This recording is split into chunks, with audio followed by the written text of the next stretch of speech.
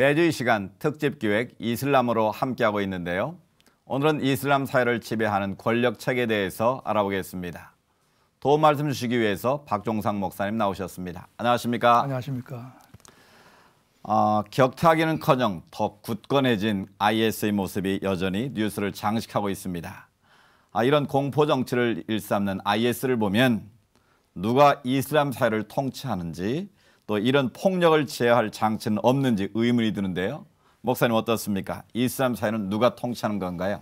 먼저 말씀드릴 것은 이슬람 사회에서는 폭력을 제어할 만한 장치가 매우 약하다고 하는 겁니다. 그것은 이제 이슬람 권력 구조가 가지고 있는 한계 중에 하나인데, 이슬람 사회를 돌이켜보면은 근본적으로는 알라가 이슬람 사회를 통치합니다. 네. 그러나 알라는 신이기 때문에 사람들은 무함마드가, 다시 말하면 알라의 계시를 받은 무함마드가 통치를 했고, 또 그를 계승한 칼리파들이 통치한다, 그렇게 그들이 믿고 있습니다. 네. 사실 이슬람 사회를 알려면 몇 가지 용어를 좀 알 필요가 있는데, 우리가 잘 아는 것처럼 이슬람 사회의 신은 알라이고, 네. 그다음에 이제 그의 예언자 무함마드, 그다음에 합법적으로 그 무함마드를 계승한 칼리프, 네. 또 이슬람 사회를 법률적으로 샤리아, 율법적으로 그래서 합법화하는 울레마, 네. 그다음에 또 이슬람 사회를 통치하는 아미르, 이런 용어를 우리가 알면 좋은데, 이것을 이제 위에서부터 나열하면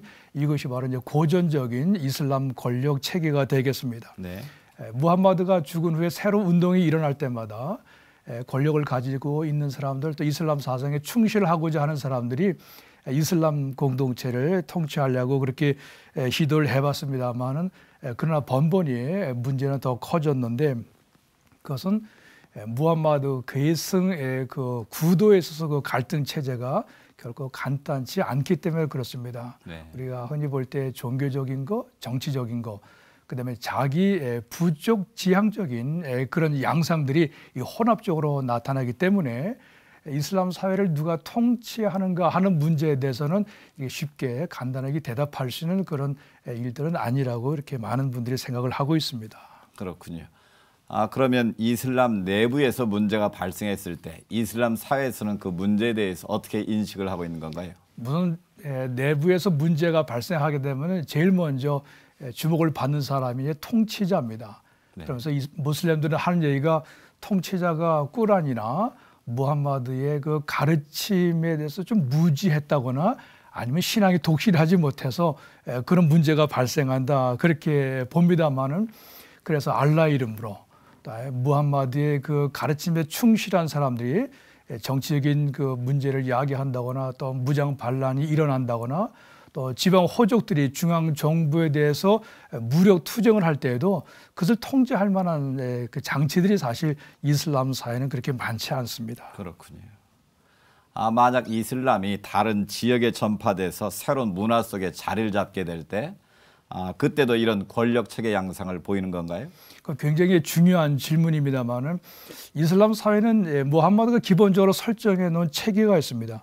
그런데 그것이 다른 지역, 다른 민족, 부족으로 갈 때는 그 부족이 가지고 있는 권력, 그 체계가 또 다르기 때문에 그때는 매우 신중한 그런 모습을 보이게 되는데, 아무리 혁명적인 그런 정치의 권력이 새로운 지역에서 이슬람 사회를 구축한다 할지라도 그들은 그 지역이 가지고 있는 전통적인 부족 형태의 그 권력 구조에 대해서 함부로 얘기를 하지 않습니다. 가급적이면 건드리질 않습니다. 네. 그런가 하면 IS가 표방하는 것이 칼리프 국가를 세우는 것이지 않습니까?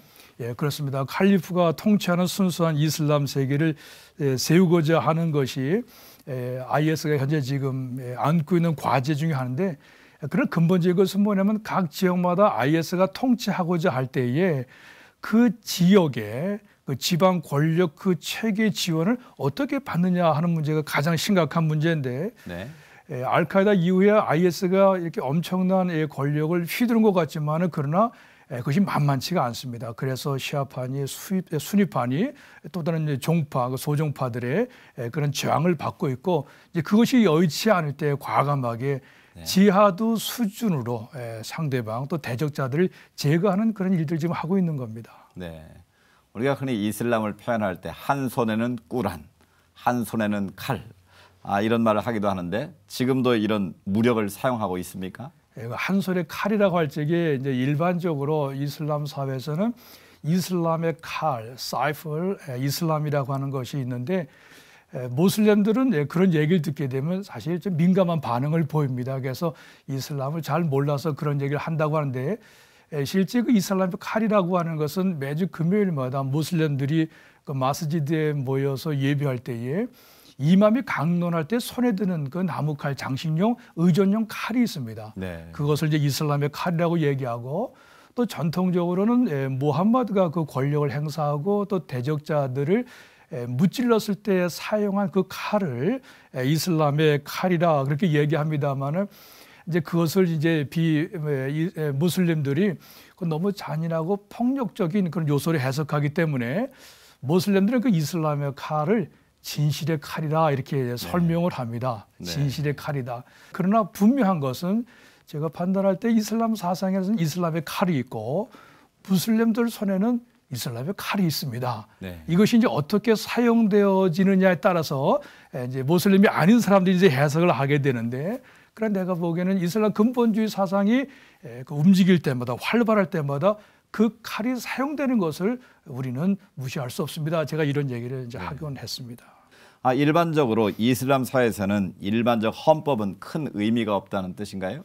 아까도 말씀드렸습니다마는 이슬람의 칼이 언제 사용되어지냐 하면은 모든 것을 샤리아, 이슬람법에 굴복시킬 때에, 귀속시킬 때에 이슬람의 그 칼이 사용되기 때문에 어떤 의미에서는 이슬람의 칼이 사용될 때는 헌법보다는 샤리아가 상위법입니다. 네. 그러니까 저는 이슬람 사회에서 지내고 모슬림들과 만나면서 제 나름대로 규정한 것은 뭐냐면은 샤리아는 헌법에 상위한다. 그런 개념입니다. 그러니까 제가 이제 오래전에 아프간 대통령을 만났을 적에도 그것을 확인한 바 있습니다. 네, 오늘은 이슬람 세계의 권력 체계에 대해서 알아봤습니다. 목사님 말씀 여기까지 듣겠습니다. 감사합니다. 네, 고맙습니다.